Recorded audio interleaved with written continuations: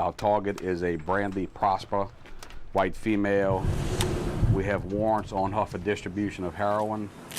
St. Bernard Parish Narcotics Unit, led by Major Chad Clark, gears up to execute a warrant. It's just one part of a much larger operation to crack down on heroin dealers and users. If all advisable, we want to meet up right now.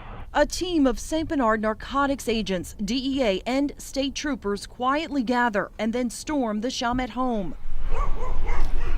Let's set them outside. Within minutes, the occupants of the house are handcuffed and read their rights. Their target, Brandy Prosper, is caught. When we made entry into the house, obviously everybody was sleeping. What she's telling us now is that she's just starting to get sick. So in order for her to get her fix, they was about to wake up, go elsewhere to go buy the dope. Clark says Prosper is also a heroin user who deputies previously caught on video selling to another person. Just stick that now. Okay. It's a half a gram. I just went and got it from my friend down the street. He says the other occupants of the house, her husband Caligaro Carbello and Robert Allen, are heroin addicts too. It's a tough battle. It's just so many different components that's going to go in and try to fix these problems with the drugs. Police say heroin, described as the most potent and highly addictive drug, has also become the most frequently used among opiate-dependent addicts.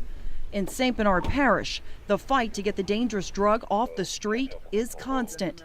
There's drug paraphernalia spread out throughout the whole entire house. You can't profile. It doesn't matter, your race. It doesn't matter whether you're rich or whether you're poor. None of those things matter. They're in every neighborhood. Once outside of the house, Major Clark speaks to the 3 heroin suspects about the seriousness of what's happening. What y'all doing here is not fair to the rest of this damn neighborhood. There's people here that's trying to do right. Y'all got dealers showing up. Y'all don't know the background of this guy that y'all been dealing with for the last couple of weeks. Right. And y'all got him coming into this neighborhood. You think it's fair to your neighbors? You think it's fair to these kids that are riding their bicycles up and down the street every day?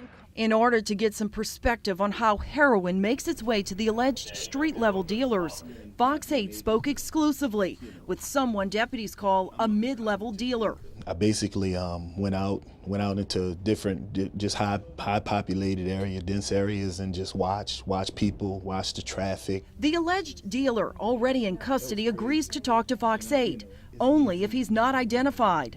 He says selling was easy and admits after making a connection with only one user, his illegal business took off. And from there, it's just like a pyramid effect. It's just spread. I mean, it's like a whole drug networking system. It's like a user networking system. They all know each other. They're all interconnected. They're all related. I mean, they just started giving my number. They was just everywhere. The alleged dealer admits he never used heroin, but says he quickly learned addicts are extremely good customers. Well, they're going to want more to satisfy their urges or the sickness that they get when they don't have it. Because, after reading, you learn it's a chemical dependence in the body. And actually your bones and stuff start aching. It's almost like you get a arthritic pitch all through your body because your body is missing that chemical element it needs to function. He also says heroin users will do just about anything to get their hands on the drug. They'll tell you, whatever. I mean, they'll say pretty much anything. They'll give you firstborn. They'll be like, I want your firstborn. They'll be like, well, okay. So this is what I want you to think about. Hold your arms out like that. You shot here, here, here, here, here last week, here, here, all up in here, and then the veins are probably collapsing in your arms. Do that with your arms. Can you even shoot there anymore? No. Heroin can be smoked, snorted, or injected. From there, they take the spoon, put the heroin on a spoon, dilute it with a little bit of water, suck it up into a syringe, and then shoot it. Users who inject the drug expose themselves to additional risk of contracting diseases, scarred or collapsed veins, and infections of the heart, kidney, and liver. I have been in this business for well over 20 years. I've talked to a lot of heroin addicts. I have never met one that did not start with a prescription medicine addiction and then they transition into heroin. Kenneth Brown is the special agent in charge of the DEA. He says heroin use now is an epidemic that's tearing families apart and killing people every day. Today, it's hard to pick out a heroin addict. Their flight attendants and their nurses and their doctors and their teachers and unfortunately, their kids. The fastest growing user population of heroin is, teens and early 20s. He says in most cases, heroin users begin with an addiction to prescription medication that spirals out of control. The next thing you know, they start stepping away from that legitimate use just a little bit.